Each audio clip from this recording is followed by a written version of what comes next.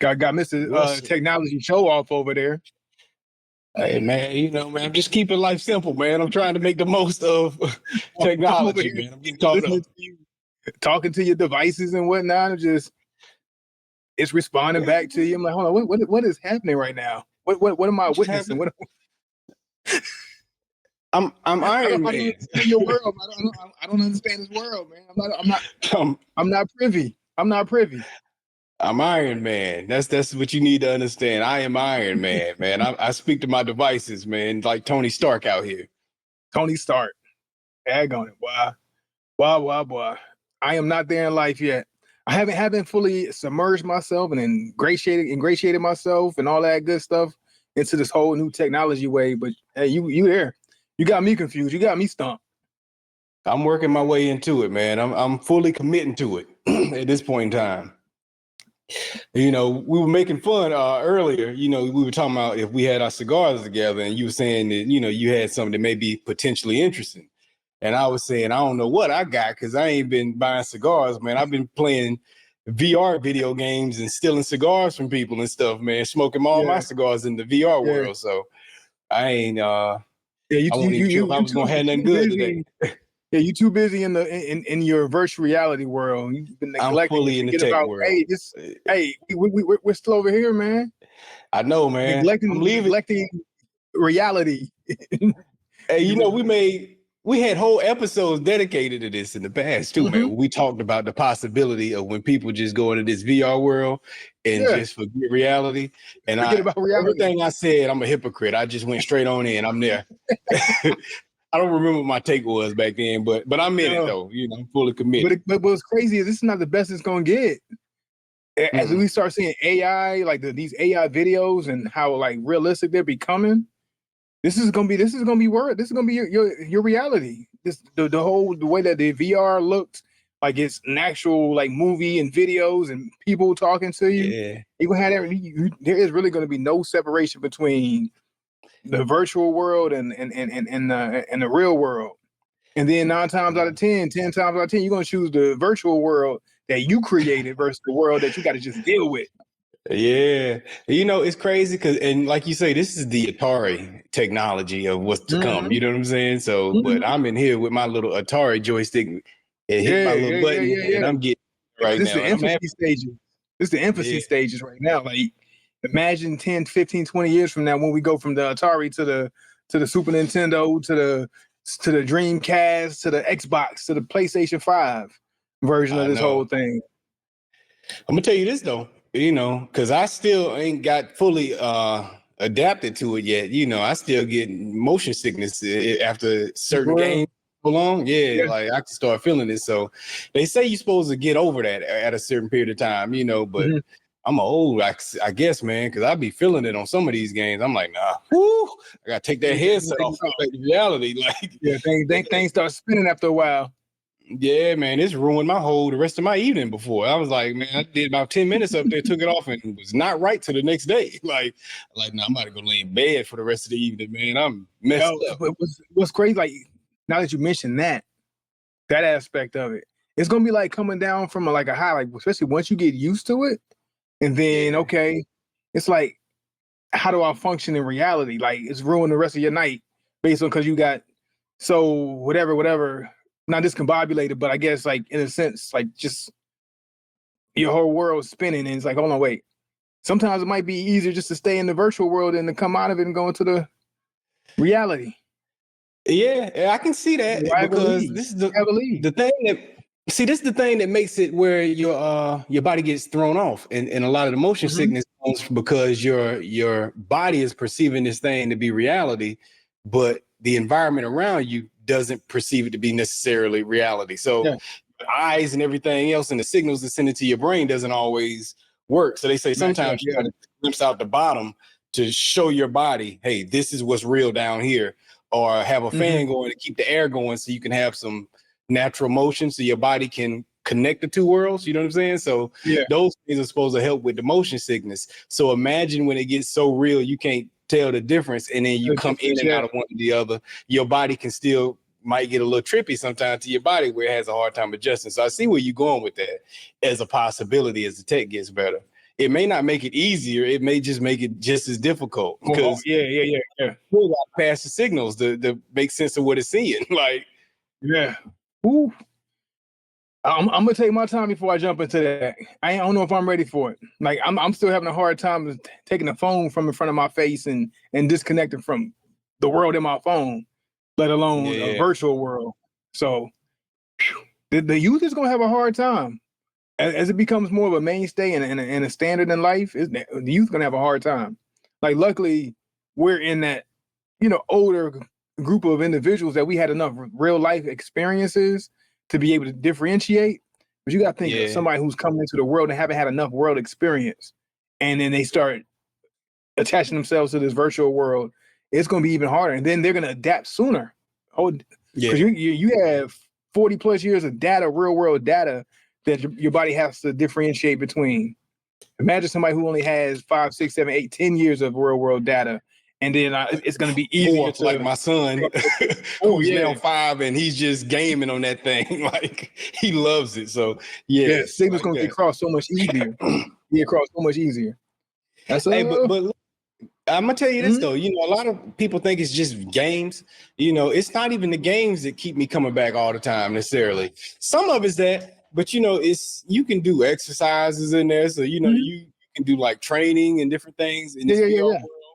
You can do different sports that feels totally different than playing a sports game, like this with your thumbs. It's Wii, next level Wii. You know what I'm saying? How the Wii had you moving around with those, like tennis feel like tennis, and not just that, but if I rather watch YouTube there than watch YouTube on my phone because because now I can go to like a virtual movie theater and it gives the perception that you're looking at a movie screen. Like it gives you that same feeling. Instead of looking down at the phone, looking at your phone screen being this big, it gives the perception that it's 50 feet, screen I'm looking at, even though in reality I'm not, but it gives that perception. You look around, you see seats and stuff around you, you in it by yourself, you just feel rich and you feel like you rented the movie theater and you watch whatever you want to watch. I watch live TV on it. I watch YouTube videos. I can watch whatever I want in whatever world I choose to be in watching it. And it's peaceful. I can go to the mountainside and look at a virtual screen or the lake or wherever and just watch it. And it's just different, man. It's different. I travel the world. I'm walking around. As I'm walking around, people are walking by me. Yeah, it's like I can go to Japan right now. You know what I'm saying? And just go walk the streets of Japan with people walking by. Yeah. So it ain't always the video games. Sometimes it's just regular stuff you would do in your life. And to me, that's the thing that makes. To me, that's the thing that makes it's gonna make it hard to embrace reality. Not the games. It's the being able to experience the world in a different type of way, or have different senses. Stimulated in a different type of way that the real world just can't stimulate for you. Yeah, just a little extra seasoning on the stuff you're already doing is what it adds, man, and that's dangerous. It's gonna make it hard to for your palate for reality without that extra seasoning, like that little sprinkle of salt, little paprika, little Lowry's. It's hard to eat without it. I need that Lowry's, man. I need that Lowry's. Yeah, man. The seasoning salt make a difference, man. So we it's interesting, man. We're gonna see where things go, man. Once they release that new model, whenever that come out, it'll be telling of what they expect, man. But you know what? Hopefully by the time that happens, I'm retired, and guess what? Bye reality. I'm chilling. Come for real, man. We ain't never gonna hang out again, man. I'm gonna just be kicking it with your avatar moving forward. Our avatar's we gonna smoke cigars on with the VR avatar at the lake, just smoking cigars and stuff, man. And the crazy thing is, you can smoke it in real life, and but your avatar smoking it, and you get the perception that you're somewhere different while you're enjoying your cigar. It's wild. That's dope. I'm with that. I'm with that part of it. Listen, hey, for sure. But since we're talking about smoking these cigars, avatars, we're here in real life. smoking these cigars right here, right now. Yeah. What cigars we got? What's the star for the show today? Okay. Well, for me, I got a Don Pepin Garcia, and it's a Vegas Cubana. Come on, get it. Vegas Cubana, whatever. Cubanas. Now, for this particular cigar, of course, Don Pepin is works with, it's my father's, you know what I'm saying, basically. So I made him. Now, this right here is supposed to be a oldie but goodie that was forgotten about by my fathers. And, they said, hey, let's get back to some of the stuff we were originally known for before we really popped big. And that's what this is, so it's a oldie but goodie getting brought back to the forefront to be focused on a little bit. I give you some of the specs that I got on it. It is, well, I guess I didn't have to even check. It's Nicaraguan through and through. I should have memorized it. Okay. All right, getting back to the origins, back to the basis, not forgetting where you came from. Yeah, some of that. On the segue. But see, before we get into that though, what I got a not an oldie but goodie. I got a brand new. I got a brand new baby right here. This is a newborn. This is a newborn. Officially 4 weeks old at this point. This was the release by Cohiba, released on August 1st of this year. Just dropped, hot off the press, fresh from the rollers' hands. They just rolled these bad boys and rolled them out. So right, man. That's right out the farm. Yeah, right out the farm, rolled up, shipped out, and right here in my hand. So like I said, just released on August 1st of this year.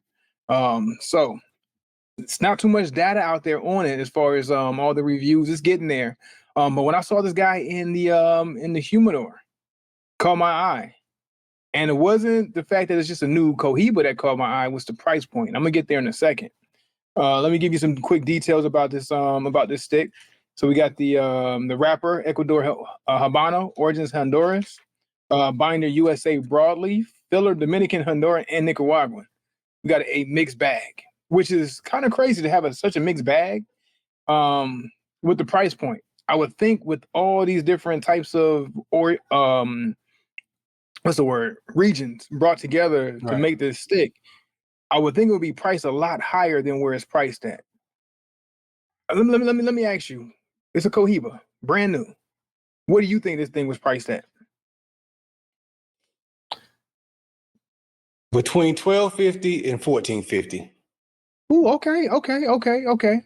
So you went low on a Cohiba, but guess what? Go lower. $8. An $8 Cohiba. Never thought I'd ever see an $8 Cohiba ever in my life.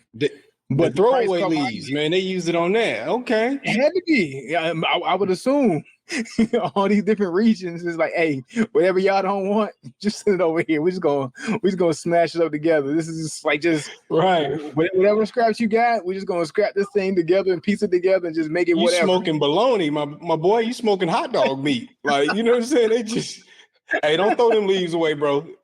Send them over to the farm, man. They're gonna roll those up, man. Don't throw them away. That's what it is. This hot dog meat. This is bologna meat right here. It's just mix it all up together, and voila, we got a cigar. $8 from Cohiba. That's crazy, man. Well, man, I hope they do a good job with it, man. Because Cohiba, as much as I love to trust them, I'd be unsure sometimes too, though. So yeah, true. I've had some Cohibas I was not favorable to, and they were expensive too. $35 for the cigar, and I'm like, I've smoked better for less. But so far so good. A little pepper in the beginning, and it's even out. I will say one thing that really stuck out before we even get further to our halfway point and our final review. The aroma off the pre-lit was pleasant. It was pleasant. Very dynamic. And it can probably be because of so many different regions thrown into this one cigar, but it was a dynamic, very nice aroma, very appreciative of what I'm getting from it. Yeah. Yeah, man. Cool. Yeah, man. So you mentioned something about this your cigar that you're smoking, your Don Pepin. And you said they had to go back to the origins, kind of not forgetting where you came from.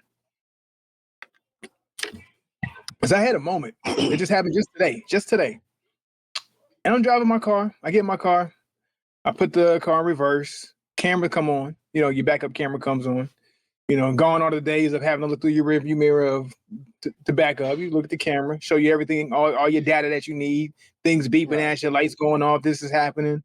So much stuff that's technology based.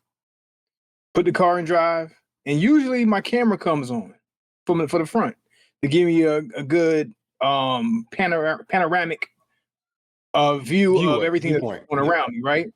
An extended view of what's in front of my car before I pull off. Right. And I noticed it's blurry, like really blurry, right? And this is my new Mercedes that I just bought, 2 months ago now? Yeah. E350. I'm in the E-Class now. You know what I'm saying? We still stepping our way up. E-Class. But it's blurry. Like, all right, well, okay, maybe I hit some bugs, maybe some dirt, some debris or whatever, got on my camera in the front. I'm driving cool. Go get my coffee for the morning. And I'm coming out to go try to clean my camera off. And I look at my camera. My camera's confetti. I'm like, what you mean? Just shattered. Oh, it's shattered. I thought it was like going to be water or something on it, you know, that kind of a little leak, a little drip that kind of had your camera. And that's what I'm thinking. Like maybe like something leaked on it, something sticky got on it. Maybe I hit a bug. Maybe you got some mud or some dirt on it while I'm driving. Who knows? When I'm looking at him go to clean it, and I'm like, my camera's shattered, and I'm like, yo. And immediately I start getting hot. Like, what happened to my camera? Like, how did this happen? I didn't hit anybody. I can't see anybody hit me because the way the camera sits back is the bumper sticks out before, and then you have the TriStar that sticks out in front of it a little bit. Like, if anything got hit, this would have got hit first before the camera got hit, because the camera's about this, was so big and it's just a little bit further back. It took a perfect accident to make that happen. Like, and my heart just sunk. And I'm getting mad. I'm getting sad. I'm trying to figure out, okay, well, how much is it going to be to fix it? Blah, blah, blah, whatever. But then I thought, why am I mad? I ain't never had a camera in the front of my car before. This is the first time me having a camera in front of my car. Like, I've had the backup cameras for years, but this is the first time I had the 360 cameras all the way around the vehicle, the camera in the front with all this stuff. And I'm driving. Every time I drive, like, I have it set to the augmented reality that kind of shows me everything that's around. It has the signs that pop up and lets you know this and that. And it's like, it's a little fancier, the augmented reality. I got you. Little augmented reality. A little nicer than just the regular old little cartoon looking stuff everybody else got. You know, I feel you. Yeah. It's augmented reality. But then I'm like, I ain't had this before. Like, why am I mad? Like, this is an extra luxury that I'm not used to, that I've never had before. I'm not used to having it, but I'm used to it now. Like, I've gotten used to it. I only had the car for 2 months, so I've gotten used to it over the last 2 months. You know, I'm used to certain things happening, certain beeps happening. This tells me this, that tells me that. This picture shows up, this camera shows up. But it's like, have I forgot where I came from? I'm the 1990 Honda Accord driver. Like, that's me, baby. You know what I'm saying? You know what I mean? Yeah. But it's at the same time, it's like, do I have the right to be upset about this? Like, this is like, you know, petty, what's the word I used earlier? Vain things that I'm concerned and upset about. Like, do I have the right to be upset about these vain things? That's completely a luxury. It's not necessary for the car to drive. I'm still going to get from point A to point B. The integrity of my car is not damaged. But it's just that little camera that just made me feel some kind of way. But then at the same time, I had to slap back to reality. It's like, is this something I should even be all that concerned about? Or is it just like little pish posh, I get it fixed when I get it fixed, no big deal. So I wanted to see how you felt about that stance of, okay, you jump into a new realm of things. Do you forget where you came from? Is like how far did we come? And then do we forget about it? Or, hey, look, this is something I earned. I should have the right to make sure that everything that I have earned and paid for is in working condition. Like, why am I mad about this? Is it petty? Bro? Nah, I don't think it's petty at all, man. I mean, look, at the end of the day, I felt upset for you, you know, but who knows, man? I'm fully ingratiated in the tech world. At this point, I may just be the wrong person to ask. You know what I'm saying? I may be Vain too. You know what I'm saying? As I sit here with my talking glasses. So I don't know if I'm the person to say it. You know what I'm saying? But I'll say this. Speaking of talking glasses, if these glasses, for whatever reason, wouldn't talk anymore, you know what I'm saying? Or if I go to and it don't flash and take a picture, I would be very disappointed. I'd be upset even, because I would say, I paid for this. I wanted it to work the way it is. And you just want if you have something nice, you want to take care of it. You want to make it last. You know what I'm saying? I put the money into it. I don't want to have to go pay to have it repaired. I want it to work the way I wanted it to work. This is part of the reason why I bought it. You know what I'm saying? So yes, if I can't press this and take a picture no more, it's not the end of the world, but it's not what I paid for either. I want all my different features. You know what I'm saying? So I can understand you saying, hey, look, I just got this car. It's new. I don't want to have to go pay to repair it. You know what I'm saying? It's supposed to be new. And I want it to work how I want it to work. I feel that way, man. I just feel like, we work too hard not to enjoy the nice things that we have the way they intended to be nice, the way they intended to be used, and the way they intended to be appreciated. So I don't think there's nothing wrong with you feeling upset over that. I think it's you paying for something that you want to make sure is right. And that's fine. Okay. Now, is it a feature you don't need? No, you don't need it. But at the same time, it's a repair that's unnecessary. And that's the frustrating part. When you got to take care of stuff you shouldn't have to take care of. Because that took a perfect accident to hit that.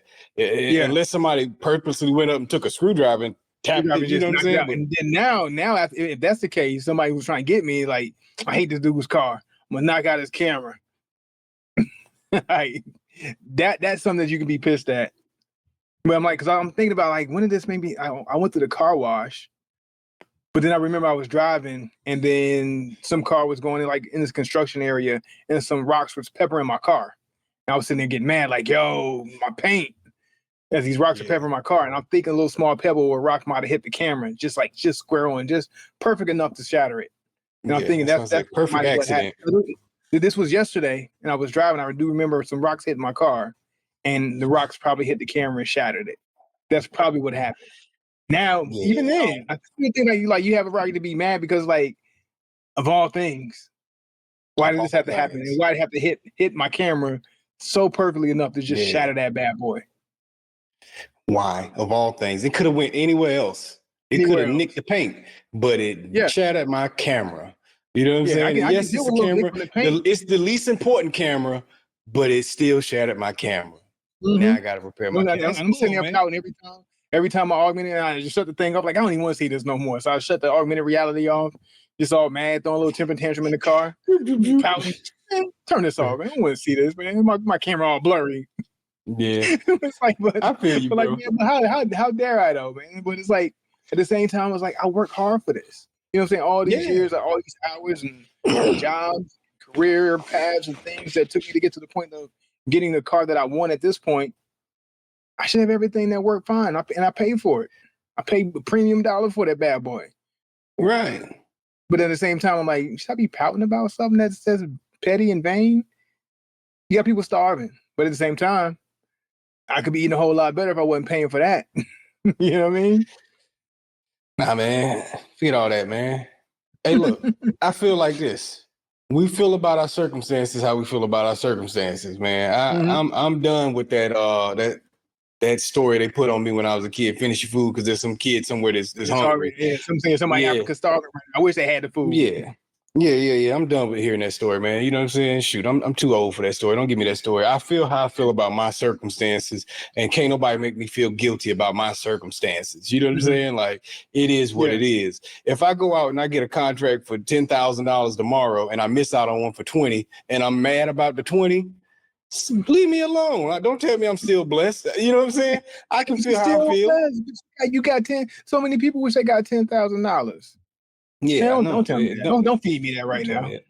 I don't tell me I can't be upset about what my circumstances are. If you got life in prison and I got 10 years, I can't be mad about my 10 years. Like, you know what I'm saying? I got to feel better because you got a worse situation. Nah, man.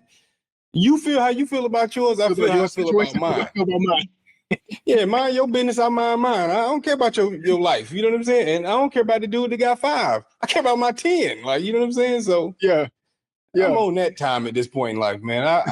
I'm minding my business, and the things that affect me are the things that matter to me the most. You know what I'm saying? Like, and I'm not trying to be like inhumane where I don't care about other people's plights and stuff. No, and that's fine. I get exactly what you're saying, and I see what you mean by it, because it doesn't mean that you're not compassionate. It doesn't mean like you wouldn't be philanthropic. It doesn't mean that you wouldn't give and do what you need to do to uplift the community around you and be giving, especially if you had a surplus of things. But like, you can still be upset about your current circumstance because of the things that you had to go through to get to that point. Because unless everything was just given to you, okay, like especially when you're a kid and like, well, eat all your food. Your parents could spew that to you because what did you do to earn this? You didn't do it to earn this food, so eat this food because it's being provided to you by somebody who worked hard for it. Meanwhile, somebody else wish they had this, but now at this point where we worked for decades, put in thousands and thousands of hours of hard labor, missed opportunities and time with family and things that we could be doing that we want to do, but instead we have to do the responsible things that we have to do, stay tied to a schedule that we didn't create for our own, and we get the things that we want. We can be upset about our circumstances because we've worked for it. We can speak on those things and we can address those things because we put the work in for it. Now, if it was just handed out, okay, well, don't complain. But now we put ourselves in situations and worked hard for the things that we were able to accomplish and acquire. Right. This is my story and the effort it took to get to this point in the story. So I should be able to look. I can't go my whole life hiding my feelings about how I feel about stuff. And I'm saying not even externally, but just internally. You know what I'm saying? Like at some point you gotta. If you want to move on from it, you got to embrace whatever you're feeling. You know what I'm saying? If you don't embrace it, you keep hiding it, it's going to come out in other ways at some point. So if I feel this way about it and I'm upset by it, let me feel upset and be upset by it, especially we in 2025, everybody else get to talk about their mental health and stuff, and men always get the hard rap, but we don't get to have feelings and we got to be this and be that. Like, man, if I'm upset over my little luxuries and stuff, man, because something happened to me. Be upset about my luxuries. Let me be upset about my luxuries, man. My luxury. I work for these luxuries. Yeah. And it ain't like I've lived a life just full of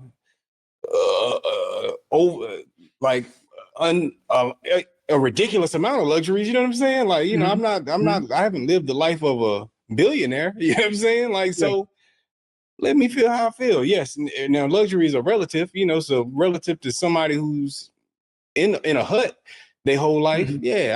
I've lived a blessed life. You know what I'm saying? But I'm talking about what I'm going through and what I know. It's just like they talking about what they going through and what they know. They may be happy as hell in their hut. I can't just assume because they in a hut they miserable. They don't have And a lot of times we do that. A lot of times we'll project how we would feel in that.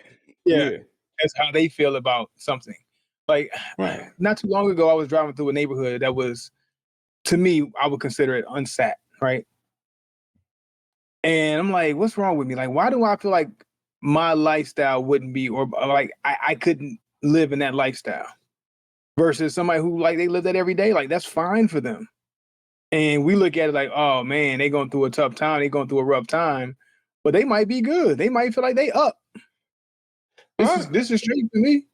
This is cool for me. I'm living good. And then at the same time, somebody can come through my neighborhood and look at my house and like, oof, that's your neighborhood? That's your house? That's your crib? That's all you got? That little thing? That's what you driving? Okay. Yeah. Okay. You want to be proud about that? Yeah, that's what I'm saying. It's exactly that. So it's like, so in that aspect too, that's the flip side of it, like being, in the moment of where you're at. So if you're unhappy about something that you got going on, you can't really compare it to other people and what they're satisfied with or they're dissatisfied with based on their circumstance. Like you said, let me worry about this is my 5 years or my 10 years that I got. I'm focused on me. This is my belongings that got damaged or whatever. Let me worry about me. Because somebody's either looking up at me like, dang, they got it made. What they complaining about? Somebody else might be looking down at you like, yo, you got to step it up. Because I couldn't live like that. Everybody's perspective is different anyway, enough for you to be worried to not have to worry about why I should feel a certain way about my circumstance, because everybody's their perspective and angle on how you are and what you're going through can be two totally different ways. Yeah. Yeah. So and we all feel sit around and assume the person that has more, it feels better, but you can be lonely in a mansion. You can be sad and depressed in a mansion. You know what I'm saying? So you can't always look up and say they got it good and look down and say they got it bad. You just gotta assume, because it could assume be nothing. Because like that's one thing. Like if you drive through a rich neighborhood, you're looking at those houses like, oh man, and you just draw pictures of these people's lives as they living a life, and everything's happy. They just got this prestige about them. Then you go through a poor neighborhood and you're like, dang man, I feel bad for these people. And it could be the totally opposite. There could be a lot of love and joy in that home and in the rundown neighborhood. You know, that house could be clean. Spick and span, nice the way they want it. And you drive through that mansion, all you see is just the outside. The inside of the house could be tore up. The family could be tore up. They'd be going through a whole lot of things and depression and drugs and all this stuff.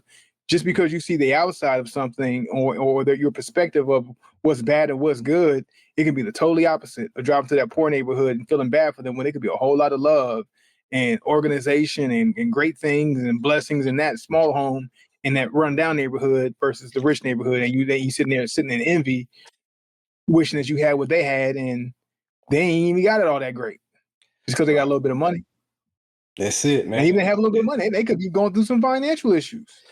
Yeah, trying to keep. You don't know if they're about to get evicted, not evicted, but you don't know if they're about to get foreclosed on. You know what I'm saying? Like, you just don't know. Neighborhood, they might have a nice little nest egg.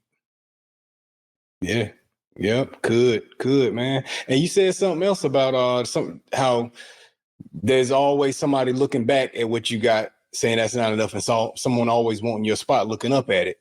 But that reminded me of something I heard Nipsey Hussle say. He was like, man, a lot of times you just got to focus on where you at, because where you at never changes in reality. Like, you always have somebody ahead of you, somebody behind you, somebody with less, someone with more. No matter where you move at in the chain, there's always somebody ahead of you, somebody behind you. So when you start to realize that, it's easier to just, be appreciative of where you at and lock in on where you want to go, because that gives you tunnel vision. Once you're worried about everybody else, you're never going to get to there's always somebody new to worry about. You're never going to get to the point where there's not somebody to worry about. Even if it's financially, if you reach the top of the list, now you got somebody else that's happier than you. What do you want out of life? What do you want for yourself in life? And just focus on that. Yeah, man. And that's the truth, man. What do you want? What's good for you? What's your standard of good, man? I seen Scarlett Johansson, the actress, say she's not on social media because she found herself, when she was up there for a little while, just watching this random person's life and being envious of it. She said she was ready to retire and just move out to the middle of nowhere and play with her cats and dogs, because she kept watching this person's life on social media. And she's the highest grossing female actress of all time. And this person is just somebody with a 9-to-5, and she found herself envious of just that simplicity. Yeah, that's crazy. And it's just like, you think because you get here, it's going to be something different. You know what I'm saying? Like, it's always going to be something new to be jealous of, to be envious of. It's a new mission, a new goal to unlock in life, something else you feel's missing from your life. And like you mentioned, like that's an important thing to think about, is that sometimes people with more wish they had it less, wish they had it more simple, more simplistic. Yeah. They get to a certain point of acquiring so many things and doing so many things that like it's not worth it. Like all the sacrifice of trying to get here, and you get there, it's like, okay, now what now? Okay, I got this. I got this car. I should be good. This is the dream car that I've been wanting forever. And people gonna look at me and they're gonna envy me, and then you get into it and then you're driving around empty. Not feeling like fulfilled. Still empty. Still looking for something else to fulfill you. I think I heard something like Deion Sanders saying something like this at some point in some of his interviews. Or when he decided to change his life around, like, I got this, I got that. I thought I was gonna get this, and that was gonna make me happy. And I thought I'm gonna do this, and I'm gonna win this and win that, and that's gonna fulfill me. And you just never know what people are really living with on the inside of them. To be looking at other people's lifestyles and livelihoods and want what they got when they probably wish they had what you had. Yeah, they wish they was living the life that you're living, and would be willing to swap places with you in a heartbeat. And meanwhile, you ain't even thankful for what you got. Now, in the situation with Scarlett Johansson, luckily she was smart enough to say, I'm starting to not appreciate my life. I'm starting not to appreciate my life. Let me get off social media. But imagine how many people don't get off social media and they just live there with that. Spiral. Yeah. Just spiral out of control. Yeah. You know the crazy thing about this ash? Right before I dropped this ash, I was going to hold it in the camera and brag about it. I was thinking about dumping it off into my ashtray. Literally seconds before it ashed on my lap. You know, stay humble. That's the lesson to take from this. Stay humble, because I was about to brag about my ash. Yeah, I know. Look at this, boy. Look at it. And now it's gone. Life lesson. Stay humble, man. Message. Shoot. Speaking of, man, you want to get into a little midway review of these sticks? Yeah, let's talk about it, man. Let's talk about it, because I'm at a good point, man. I think Cohiba has a winner with this one.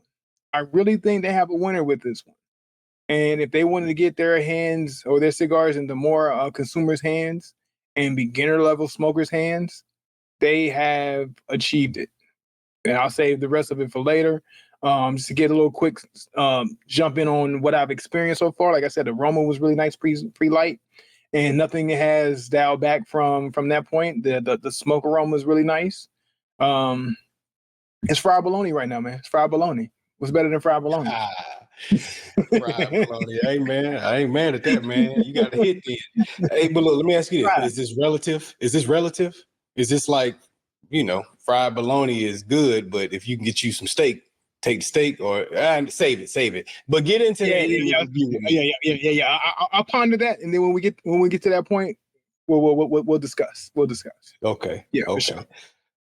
Well, for me, so far this cigar, it seems like my father's quality as far as the quality of how the stick has been done, as far as the blend of things, as far as the construction of things, and as far as the draw of things.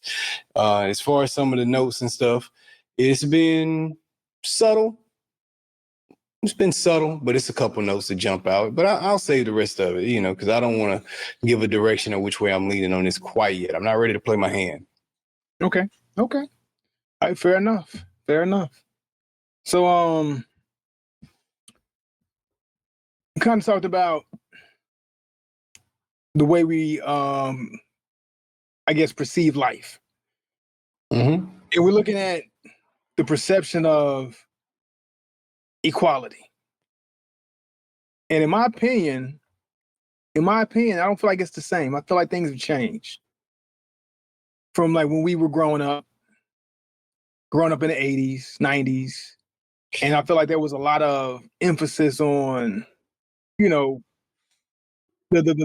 message of equality, the message of, our history. And fight the power. Yeah, fight the power, all that stuff, right? And I was thinking about the new age, man, these kids who were born like post 2000s, outside of a few incidences when they were probably young. We think about George Floyd and all these things that's happened, like the police brutality situations that we dealt with like in the 2018s and all these things that still has transpired, that's kind of like brought light to 2020 during the pandemic. It got a little wild. I think people were relatively young. But even then, like, we still grew up in that fight the power era. We still grew up in the Angela Davis and Cornel West and Michael Airy Dysons and all these, and James Baldwins and all these people that lend to our awareness. I just don't feel like it's there. Like, I wonder if the youth today have that same fervor and awareness that we have.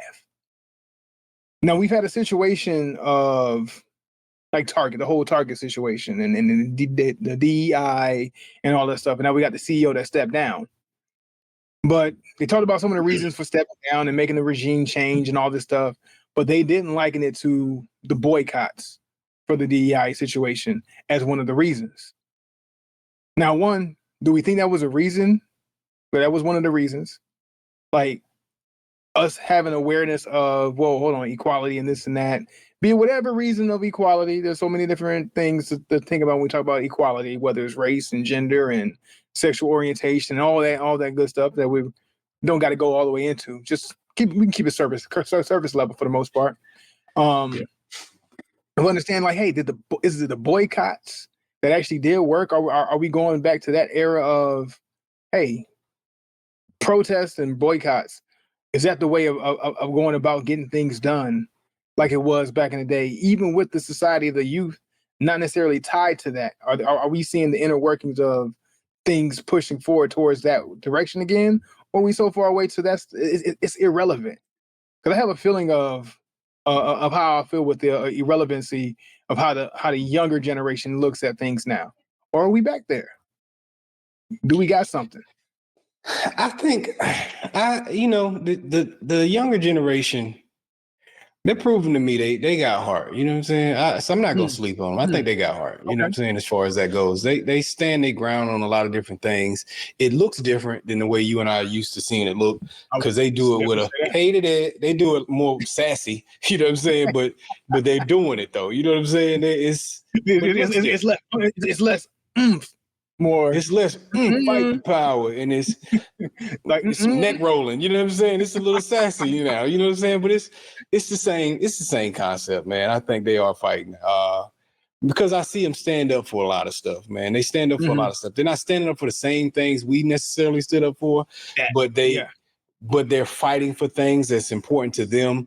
And when it comes back around to some of those major things, and it gets put in their face, they remember that those are important, and then they stand up for them. You know what I'm saying? Like as far as the racial inequality aspect, when they're reminded of it, it's put in their face, like a George Floyd or some of the police brutality that took place during all of the rioting and the protests and during the pandemic. Then they'll come out for that, you know. And I think the faces that's showing up is a lot more diverse than once upon a time. Now I believe it's always had a certain degree of diversity that they didn't promote to us, but good point too. It's far more diverse now, though, is what I would say. Yeah, because like right now they don't have a choice but for us to see the diversity. Back in the day, they could kind of mask it and muffle it a little bit.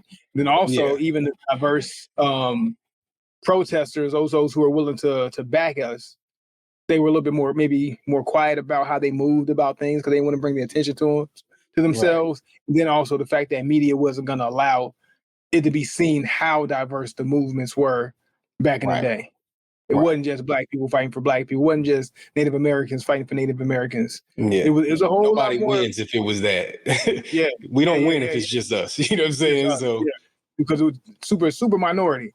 And there's no way that minor or minority of a group could overcome the majority if it's just that minority group by themselves. So that's a good point to make too. And also another good point that you made is the fact that their causes of things that they might fight for or stand up against and put stand up for. Maybe I just don't see it as impactful, like, or as meaningful to me, which is why I might not recognize it. Like, because I'm looking at maybe some of the things that they might fight for, and like, why are we fighting for that? Or why y'all fighting for that? And I'll brush it off and not even give it any credence or pay any attention to it to even know that they had that kind of fighting fervor for things, because it might not mean anything to me. Right. So that's neglect on my part. Like, it's like looking at like, hey, that's why y'all fighting for that? And their fight is digital a lot now too. That's the other thing. You know what I'm saying? The fact that it's not always on boots to the ground now. It's hey, we're gonna black out. We're not posting anything today, or we're going to donate this so much money online to this cause. On a GoFundMe, or or we're boycotting. And you don't really know what happens at a boycott. If I'm not in the streets that day, standing outside the store we boycotting, I don't know how many of us actually honored it. But it doesn't mean that people aren't honoring it. It just means and the boycott, like you said, like online, like Target's online store. Maybe less people went online to buy things. You know what I'm saying? So you're not going to see the difference in the store itself, but all the people who might have purchased things online. Which is a big part of a lot of these part of shopping now. It impacts their shopping now. Like, more people buy online than they actually buy in the store. So you might not see the difference in the store versus what gets hit online. So you might not even see it. That's a good point too. Yeah, so the fight look different, but I think they're fighting. You know what I'm saying? I think they're fighting, and they're fighting. Hell, man, to give them their props, man, they probably fighting way more battles than we would have fought. Because, like you said, back in the day, we were picking the battles that was relevant to us. You know what I'm saying? Like, Every once in a while, you get a Muhammad Ali who say, "I ain't going up. Ain't no Viet Cong ever called me the N-word." But for the most part, we fighting for black people. He was fighting for black people in that statement, but at the same time, he was showing, I refuse to go over there and fight those people for you. You know what I'm saying? But these people now, they hear about injustices going on in Ukraine and they upset. Like, you know what I'm saying? Like, so, yeah. Yeah, they ain't never been to Ukraine, probably will never ever go to Ukraine, but they gonna boycott for Ukraine. They gonna boycott and stand up and speak out against it and post about it. Yeah. Yeah, you know, and that ain't we in the 60s, people weren't boycotting and doing. I don't think so. You know what I'm saying? Let me speak on the 90s. Let me not go on the era I wasn't around for. In the 90s and 2000s, people weren't really outside like that for other countries' issues as much. You know what I'm saying? As much, yeah. That type of fight. Yeah. So I think they do their thing. We gonna bomb a country. Like, oh, I guess we bombing them now. There's a storm about to kick off. Yeah. We worry about LA. We worry about Rodney King and them. We worry about Rodney and them. You know what I'm saying? Like, so it looks different, you know, and when we were doing it then, it was aggressive. You knew the riots was coming and stuff, you know, and now it didn't really, none of these really got crazy where, I mean, it was some buildings being burned down and some rioting, but it wasn't like 92 or whatever. But that's about it. Other than that, yeah, we could be wrong, but not from my recollection, not from what I remember in recent history. Yeah, it was minimal. It didn't look like 92. We'll put it that way. It didn't look like 92. You know what I'm saying? It may have had, you know, even here in Atlanta, you know, some stuff got set on fire. But for the most part, those people, you see the footage, and that's because the media can't control it. The footage on social media showed people saying, "Hey, don't do that. What are you doing? Hey, come back with that." Like when people look like they were trying to do some weird stuff. So yeah. They want to keep it peaceful. You know, a lot of them people weren't like out there trying to be on no bull, you know. Which could be, I don't know if it's a compliment or insult to us that we was on bull in the 90s. You know what I'm saying? Like we could have just been looking at it as an opportunity to loot, you know. it was that too. It was that too. Folk look for the opportunity. Little anger, a little loot, you know. Yeah, look, hey, we'll make sure this riot go down because I need that Hashitashi 2000. I need a microwave. Have you heard about those new microwaves that came out? I need a microwave. Shoot. Different time, man. Let the riot pop off so I can give me one of those.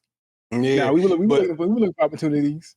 But what I mean, I've been giving my take and I may have just stepped all over yours, but I don't know. No. I needed your take. I needed your take. I feel like there's a detachment. Right. I feel like there's a detachment. And a lot of the points that you made was kind of eye-opening as far as like, no, there is still some kind of there's some there. It just looks different. And it's me from my lens and my age and my experience of things of how I've known for things to be, which we can misconstrue things. People from our age group and older, that the youth don't care about certain things anymore. And we're all gonna fall down this path of just non-caring, non-righteous, whatever, just things just are what they are. And we're worried about our bubbles and our social medias and getting off our content. And we're just worried about just these things, like what we look at as vanity more so than anything. But the fact that, hey, look, maybe there is still, you know, that energy for it, but it's packaged differently. It's packaged differently. Because for me, I don't see it because I'm looking for a certain thing that I'm used to seeing. That I'm used to seeing from the 80s and the 90s. And how I remember how I felt in the early 2000s going to college and trying to learn Black history and get into, you know, saying African American culture and listening to these people speak the way they spoke. It's just it just looks different nowadays because we don't have somebody on podiums speaking like how a Cornel West used to speak. Yeah, leadership look different too. That hurts it. You know what I'm saying? We got Umar now. You know what I'm saying? Like it looked different. Oh, you know, no, it ain't the same. He ain't the same. Umar is just not a Cornel West. He is not an Eric Dyson. He's not Cornel. you know, he ain't. Yeah, so it looks different, but leadership look different. That really hurts some of what it looks like. Also, because you have to have some structure, and somebody got to be at the top. like we relied on a voice because we didn't have individual voices, right? We didn't have platforms to be able to have our individual voices the way we have our individual voices now. So we needed a spokesperson. We needed leadership. We needed somebody to speak on our behalf and tell the stories and tell the you know what I'm saying, speak on the issues in the culture and the pulse of how the people were feeling to the masses. We needed a voice to go and say these things for us. Now we don't necessarily need, we still need a voice. We still need a strong voice and somebody who's willing to, on a broad scale, on a platform, on a podium, to speak things. But now we do have these little smaller microphones of people able to say certain things. Yeah. It's not quite as necessary. It could help as far as organizing and structure, but it's not as necessary for the message to get put out. So I get what you're saying. Now, I'll say this because I'm not very complimentary of Gen Z all the time. And we're 50 minutes into the show, so I'll go ahead and give them a compliment where they ain't gonna hear it. But I would say that Gen Z probably has shown more fight than us millennials shown. You know what I'm saying? You think so? You think so? I would think so. I'm not saying that we didn't have it in us because we were all students and children of those previous eras that fought, but we never had a fight. It's like every other generation gets a fight. Every generation gets a fight. Then you relax for a little bit, fight, relax a little bit. We were the relaxed stage. Gen Z is now showing fight. The stage before us was the fight stage. The stage before that fight stage was the crack era and the hippie era, and they was chilling. And then before that, civil rights. You know what I'm saying? So, and then before that, it was Black Wall Street and life was good for a little bit. And before that, it was slavery. You know what I'm saying? So like, it's kind of goes in cycles. And our cycle didn't necessarily have to fight. It's hard because they did the work in the end of the 80s, early 90s. You get the late 90s, early 2000s. We stood on the heels of that. But then after that kind of phase away, we need a fight again. Now we need something else to stand on. Yeah. So I think they've shown more fight, not necessarily that it was more fight or that they were groomed to fight as well. You know what I'm saying? But they fought how they knew how to fight, and the fight looks different. Looks a lot different. The landscape of the fight looks different, and that's just how things go. As technology changes, the battlefield is going to look a lot different. And then the causes are going to be a lot different. But it's just, how do we look at it? And that's something I needed for myself to say, you know what? No, there is. It's there. It just doesn't look the way I'm used to it looking, that I've been accustomed to seeing. So we have a shift and a change in just the approach, the landscape, but it's still something there, something that we can still hang our hats on. Now, would I still like to see a little bit more? Would I still like to see some youth? And then, like you said, some leadership structure, some major voice come forward and be the spokesperson for the people, other than a Umar. You know, we definitely still need that. And I would challenge and champion any young person of minority. You know, it doesn't have to be a black person per se, but just somebody who's willing to speak for their generation and their people to keep moving things forward and not lose that tie. Because I feel like we're having that separation. You know, we grew up in an era of being tied to injustice and things of the past. But then it's technology shifts and we have some more creature comforts and things like that. We're going to move further away from some of the things that we used to have to worry about and concern ourselves with. But at the same time, I would still like to see something still put forward. And not be like how the Biden administration was, wearing the dashikis and kneeling and all this stuff. It was just a little weird. Like, I don't need that. I don't need a facade. I just need something for sure to make sure that, hey, look, we are still in a good standing in making sure that we are hanging our hats on something solid. Right. Hey man, I agree with you. All right, well, man, let's get into the reviews of these cigars, man. I'm gonna go first and get this off my chest. As far as how I feel about the Don Pepin Garcia, Vegas Cubanas or whatever. For me, like I said, initially in the halfway review, this particular cigar, I'll show where I'm at also in it. Boom, that's where I'm at. That's what the burn looked like. That's the ash held on to it. It ain't lapped me yet. Hit me in the lap. So I initially said I thought it had good construction. The ash looks good. So the showing of pretty solid construction on it. I had a good draw on it. Didn't have no problems with that. It's remained burning the entire time throughout. It had a pretty decent aroma coming off of the cigar. So I would say compliments to that overall. This is a medium body cigar. I will go with mainly medium body cigar. And as far as when you get into the tasting notes, here's where the cigar lost me.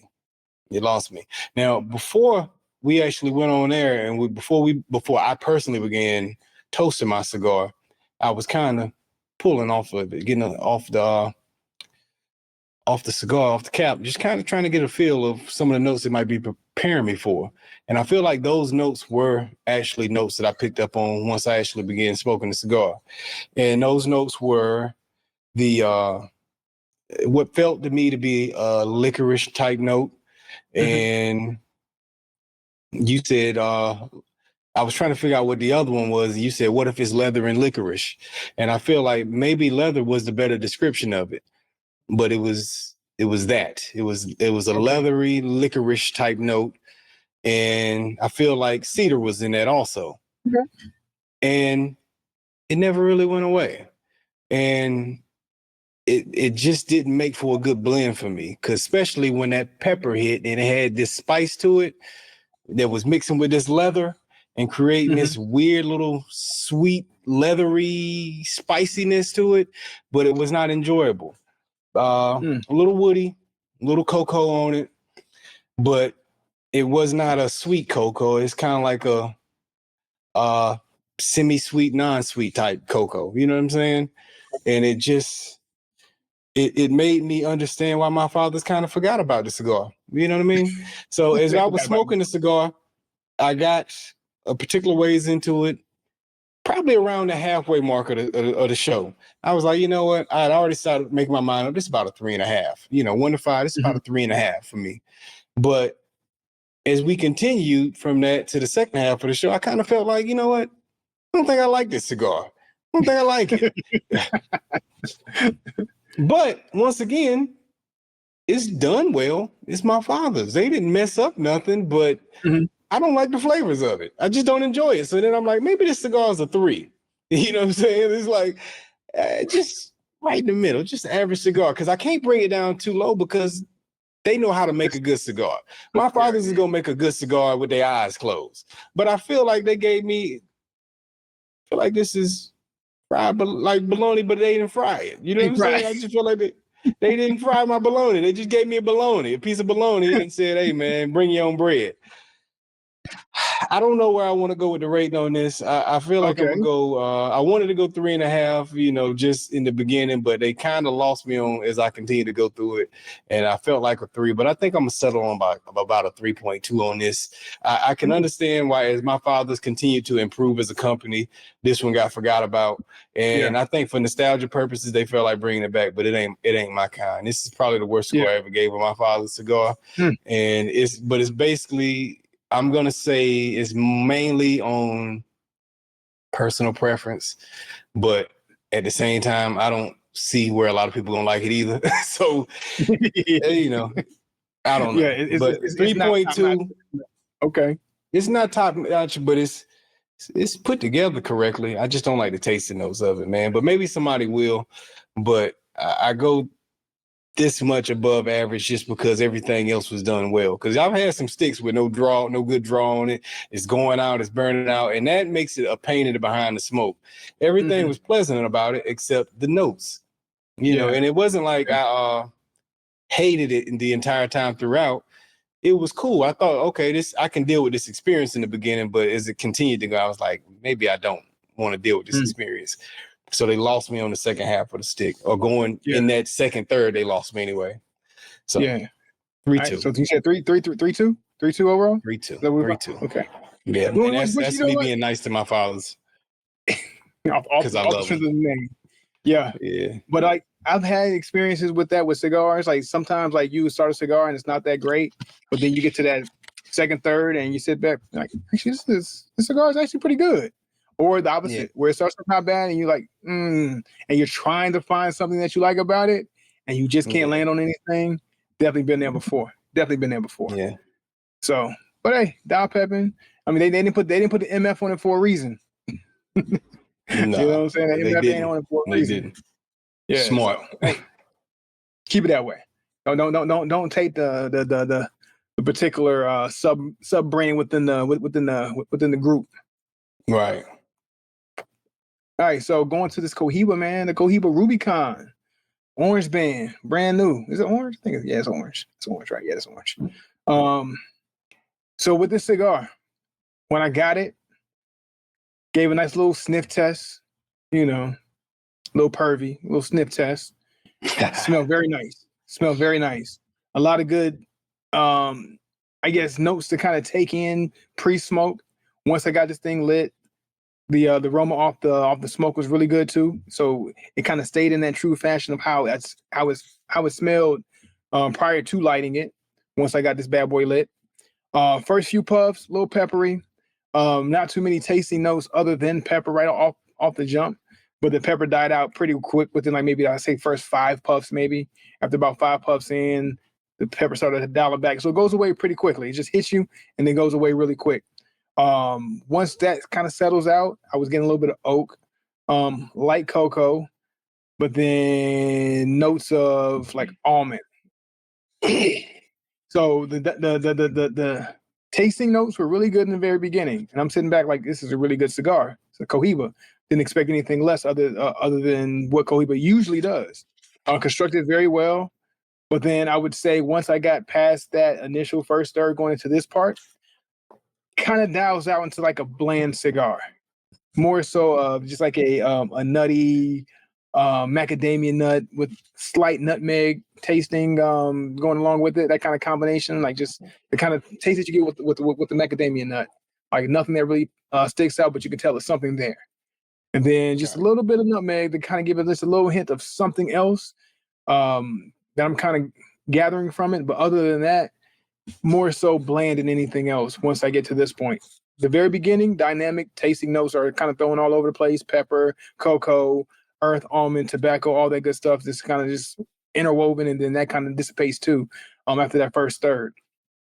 So what that kind of tells me with this type of cigar, that it is a good cigar for that beginner smoker.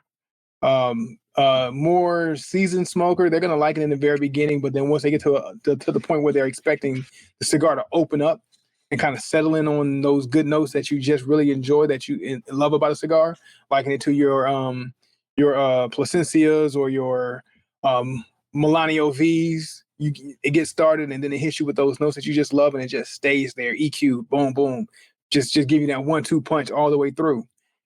This one doesn't do it. Gives you some notes, really good, nice little mixture, and then just tails out to just almost nothingness. But it's not going to be anything that you're not going to like. It's not tasting notes that's like, I don't like this. It's turning me off from the cigar. It becomes a backdrop cigar for a seasoned smoker. But now a brand new smoker will pick this cigar up and be like, ooh, I like cigars. It's going to give me some notes, and it's going to settle in on some nothingness. This is going to be like, okay, I'm having a cool smoke. And that's what Cohiba has done with this Rubicon, in my opinion. And I think with the price point that it's at, that is a perfect price point. 1 for your novice smoker, 2 for your cigar smoker that want to grab a Cohiba but don't want to spend too much. But then if you do that and you're a seasoned smoker, just be prepared to not receive much once you get past that first third. You're going to be just kind of just chilling with the with the stick. You're just smoking for the novelty of puffing a cigar at this point. So I had to take some points off of that. It's definitely going to be under a 4 when it comes to the overall experience for me personally. And I'm going to land this at a 3.6. So a good smoke, nothing that turns me away from the smoke, but nothing that's actually going to draw me to it other than the price point and say it's an $8 Cohiba. Let me go ahead and grab one for the stash. Like, I'll keep one around only because the price point is like, duh, who's not going to pick up a good $8 cigar? But then again, just keep in mind, it's a $8 cigar, just done the Cohiba way. So it is fried bologna. It's bologna, but it's fried. So it's gonna give you enough to say, okay, I can smoke this. I like it. But the main draw for a seasoned smoker is going to be the price point for a Cohiba, and then also for a novice, the price point for a Cohiba. They're gonna be like, yo, I'm smoking what you smoke? I smoked the Cohiba. But anybody else who doesn't know cigars, all they gonna know, they see a Cohiba band, like, oh, you got that Cohiba. but it's an $8 Cohiba. That's not gonna give you many flavors past the first third. Okay, so that's the type of cigar you keep in the stash for whenever you have your novice friend who wants to try cigars. There you go. Hey, there you go. Here goes a cigar. Try this out. Yeah, and they're gonna like it. They're gonna like it. They're gonna sit back and you're gonna understand why. It's not gonna do too much. It's not gonna sit them down. It's not gonna hurt them. It's not gonna be too harsh. And they're gonna have a good smoke. They're gonna enjoy their smoke. Good introduction smoke on with to the them, game. And you can enjoy the smoke with them, but just understand that hey, it's gonna become a background cigar at some point. It's gonna take a backseat. Cool. All right, man. Well, shoot, there you have it, man. There you have it. This is the three rating episode, man, for this week, man. Nobody got over the 3 mark, but it's all good though, man. That's how it's supposed to be. Sometimes it's gonna be like that. Yeah, but, and it's all good. It's all good. Yeah. And them 2 heavy hitters, you know what I'm saying? And they gave up 3s. So it is what it is, man. But we appreciate y'all for tuning in to this week's episode of the Cigars and Everything Else podcast, man. We out. Keep them up. Keep them 6 high.